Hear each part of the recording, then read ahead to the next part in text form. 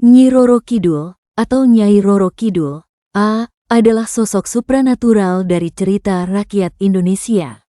Ia dipercaya menguasai Laut Selatan dalam mitos Sunda dan Jawa. Dia dipercaya akan menarik orang-orang yang mengenakan baju berwarna kehijauan di pantai Laut Selatan dalam mitologi Jawa.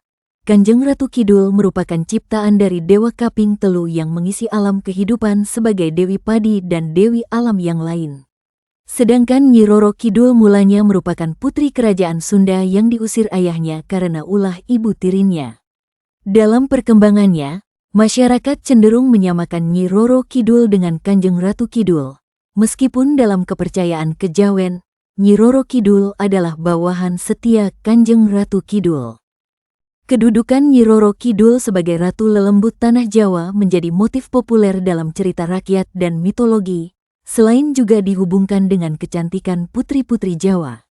Nyi Roro Kidul juga dikenal dengan berbagai nama yang mencerminkan berbagai kisah berbeda dari asal-usulnya, legenda, mitologi, dan kisah turun-temurun. Ia lazim dipanggil dengan nama Ratu Laut Selatan dan Gusti Kanjeng Ratu Kidul.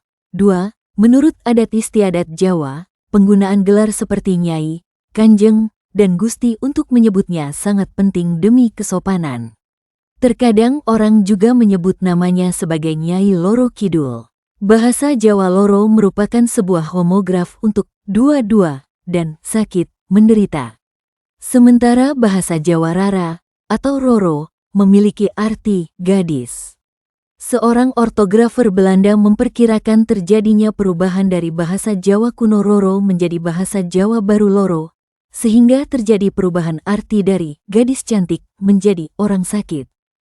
Masyarakat Sunda mengenal legenda mengenai penguasa spiritual kawasan Laut Selatan yang berwujud perempuan cantik yang disebut Nyi Rara Kidul. Legenda yang berasal dari kerajaan Sunda Pajajaran dari abad ke-15 berumur lebih tua daripada legenda kerajaan Mataram Islam dari abad ke-18. Meskipun demikian, penelitian antropologi dan kultur masyarakat Jawa dan Sunda mengarahkan bahwa legenda Ratu Laut Selatan Jawa kemungkinan berasal dari kepercayaan animistik prasejarah yang jauh lebih tua lagi, Dewi Prah Hindu-Buddha dari Samudra Selatan. Ombak Samudra Hindia yang ganas di pantai selatan Jawa, badai serta terkadang tsunami, kemungkinan telah membangkitkan rasa hormat serta takut terhadap kekuatan alam, yang kemudian dianggap sebagai alam spiritual para dewata serta lelembut yang menghuni lautan selatan yang dipimpin oleh ratu mereka, sesosok dewi, yang kemudian diidentifikasikan sebagai Ratu Kidul. Salah satu cerita rakyat Sunda menceritakan Dewi Kadita, putri cantik dari kerajaan Sunda Pajajaran, yang melarikan diri ke lautan selatan setelah diguna-guna. Guna-guna tersebut dikeluarkan oleh seorang dukun atas perintah saingannya di istana, ibu tiri, dan membuat putri tersebut menderita penyakit kulit yang menjijikkan. Ia mendapat bisikan gaib dari ibunya untuk melompat ke lautan yang berombak ganas dan kemudian ia menjadi sembuh serta kembali cantik. Para lelembut kemudian mengangkatnya menjadi Ratu Lelembut Laut Selatan yang legendaris. Versi yang serupa adalah Kandita, putri tunggal Raja Munding Wangi dari Galuh Pakuan. Karena kecantikannya, ia dijuluki Dewi Srengenge, Dewi Matahari. Meskipun mempunyai seorang putri yang cantik, Raja Munding Wangi bersedih karena ia tak memiliki seorang putra yang dapat menggantikannya sebagai raja. Raja kemudian menikah dengan Dewi Mutiara dan mendapatkan putra dari pernikahan tersebut. Dewi Mutiara ingin putranya dapat menjadi raja tanpa ada rintangan di kemudian hari, sehingga ia berusaha menyingkirkan Kandita. Dewi Mutiara menghadap raja dan memintanya untuk menyuruh Kandita pergi dari istana. Raja berkata bahwa ia tidak akan membiarkan siapapun yang ingin bertindak kasar pada putrinya. Mendengar jawaban itu, Dewi Mutiara tersenyum dan berkata manis sampai raja tidak marah lagi kepadanya. Keesokan harinya, sebelum matahari terbit, Dewi Mutiara mengutus pembantunya untuk memanggil seorang tukang tenung.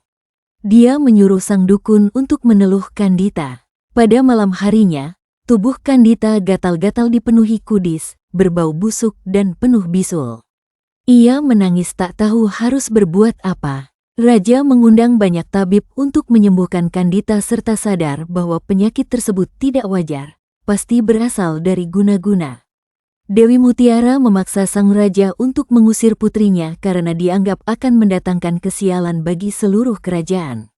Karena sang raja tidak menginginkan putrinya menjadi gunjingan di seluruh kerajaan, ia terpaksa menyetujui usulan Dewi Mutiara untuk mengasingkan putrinya dari kerajaan.